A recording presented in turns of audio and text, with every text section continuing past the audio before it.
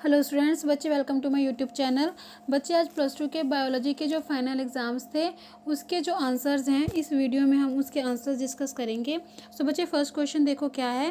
First question is asexual reproduction in plasmodium occurs bye.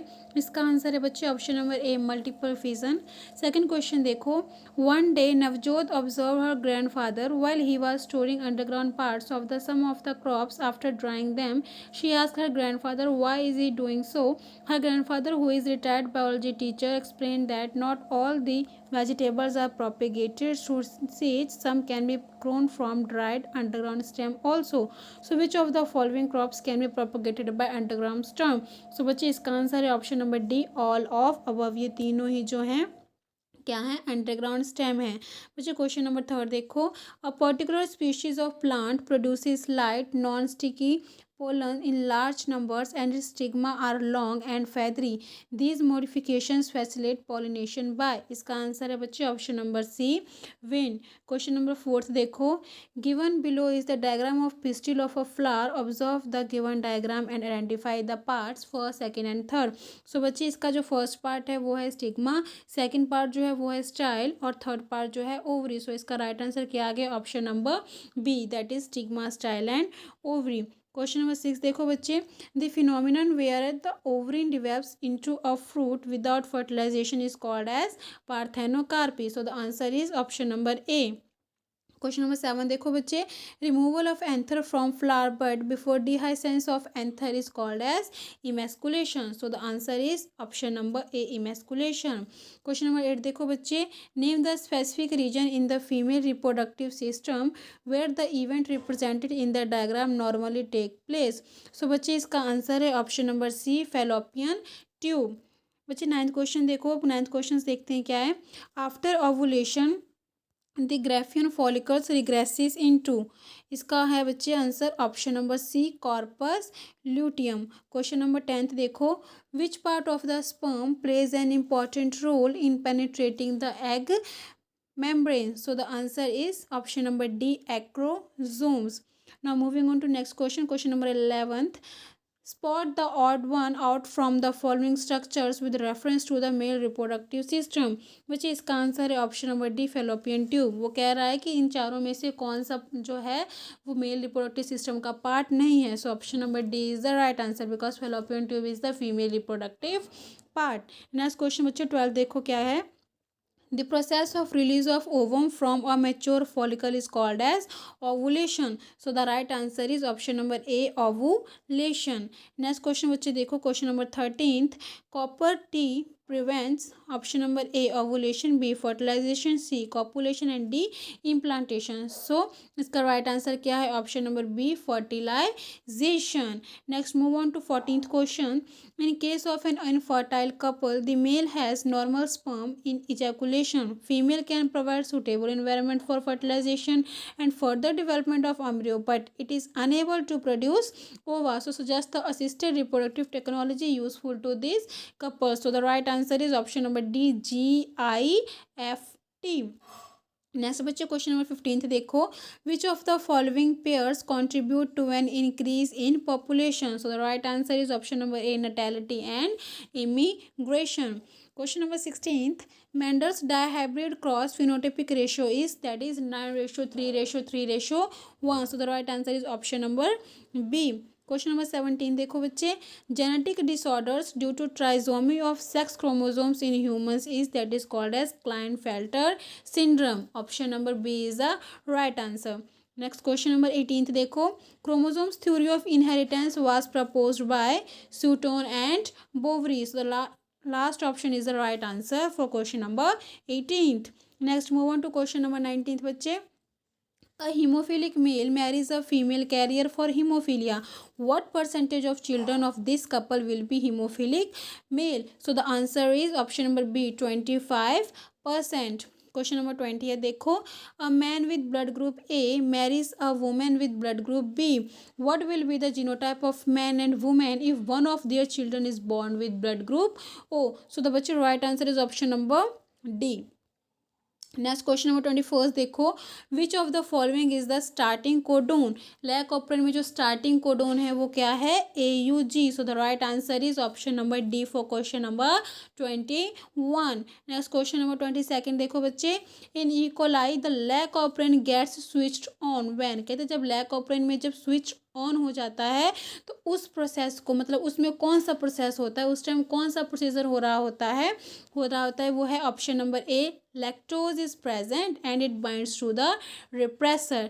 Next बच्चे 23 question देखो, who proved semi conservative mode of DNA replication for the first time in E coli with the help of N15 heavy nitrogen isotope. So semi conservative वाला जो था वो किसने prove किया था, मसेल्सन and स्टाहल ने। सो इसका ऑप्शन आ गया बच्चे option number C. Next question number 24 देखो, if the percentage of thymine in DNA is 20%, what will be the percentage of guanine in DNA। So the right answer is option number B, that is 30%। Next बच्चे 25 question देखो, identify the process shown in this diagram. So ये diagram अगर आपने transcription और translation वगैरह पढ़े होंगे topic, तो आपको पता होगा कि ये डायग्राम किस चीज़ में रिप्रेजेंटेशन होती है, इस डायग्राम की ट्रांसलेशन वाले प्रोसेस में। सो राइट आंसर क्या आ जाएगा, option number A. Question number 26 देखो बच्चे, homologous organs are the examples of a divergent evolution. So the right answer is option number A for 26 question. Next बच्चे 27 questions देखो, the bones of forelimbs of whale, bat and cheetah and man are similar in structure because, इसका answer है बच्चे option number B, they share a common ancestor. So right answer is option number B. Next बच्चे 28 question देखो, industrial melanism is an example of option number D, mutation. Mutation जो है कि मतलब इसका जो मेन आंसर है, जो राइट आंसर है वो क्या है, mutation for the industrial melanism. Next बच्चे 29 क्वेश्चन देखो, who propose the theory of natural selection. किसने दिया था ये नेचुरल सिलेक्शन की थ्योरी, चार्लिस डार्विन ने। So right answer is option number A for 29th question. बच्चे 30th क्वेश्चन देखो, the scientist who demonstrate experiments that life comes only from pre-existing life was, the option number is option number C, Louis Pasteur. 31st question में क्या है, AIDS is caused by HIV among the following which one is not a mode of transmission of HIV। इसका answer बच्चे आएगा option number C, shaking hands with infected persons, क्योंकि हमें पता है कि अगर ट्रांसफ्यूज़न ऑफ कॉन्टेमिनेट ब्लड के थ्रू भी ये होता है HIV, ठीक है। और इन्फेक्टेड नीडल्स, अगर इन्फेक्टेड पर्सनस के नीडल्स शेयर करेंगे उससे भी ये वायरस फैलता है, ठीक है। और डी ऑप्शन जो है उससे भी फैलता है। इसका मतलब जो सी ऑप्शन है, इन्फेक्टेड पर्सन से अगर हम हैंड शेकिंग करेंगे तो उससे नहीं होगा, because it is not a contagious disease. तो इसका राइट आंसर क्या आ गया, ऑप्शन नंबर सी। अब 32 क्वेश्चन देखो क्या है, a drug named smack is obtained from the latex of the plant shown in the diagram below. So identify the plant. So इसका राइट आंसर है पेपावेर सोमनीफेरम, इस चीज़ का है ये डायग्राम, ठीक है। अब 33rd क्वेश्चन देखो, during this test vaccine against corona virus is being injected to people all over the world. So this vaccination triggers the formation of antibodies inside the human body. So the type of immunity develops in this case. अब बच्चे समझो कि ये जो 4 immunity दी हुई है ये है क्या, कैसे कि मतलब कैसे पता करोगे कि इसका आंसर क्या है।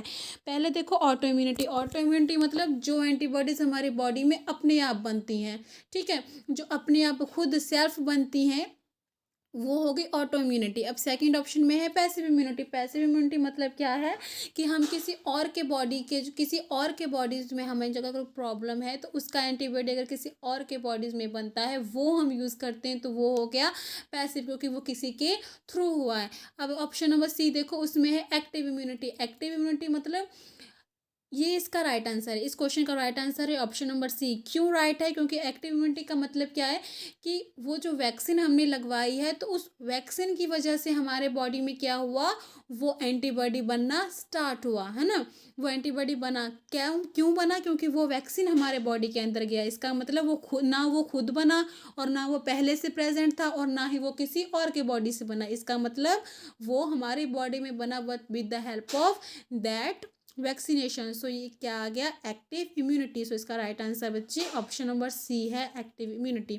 अब बच्चे नेक्स्ट क्वेश्चन देखो, next question 34th, Amoeboisis is caused by, that is ant amoeba histolytica. So the right option is option number A, ant amoeba histolytica. Last question देखो बच्चे क्या है, which of the following is the cause of indulgence of youngster towards the drug and alcohol use. So बच्चे इसका answer है option number D, all of the above. Option number A में देखो क्या है, curiosity for adventure and excitement, B is peer pressure, C is unsupportive family structure, और D all of above.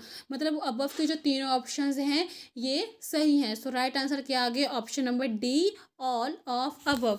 So बच्चे ये जो हैं आज के क्वेश्चंस थे बायोलॉजी के जो फाइनल के एग्ज़ाम्स हुए हैं, ठीक है, और ये इसके आंसर्स थे. तो आप इस वीडियो को देख लेना, ओके. और अगर आपको इस वीडियो से हेल्प मिली हो तो बच्चे वीडियो को लाइक, चैनल को सब्सक्राइब और शेयर करना मत भूलना. Thank you.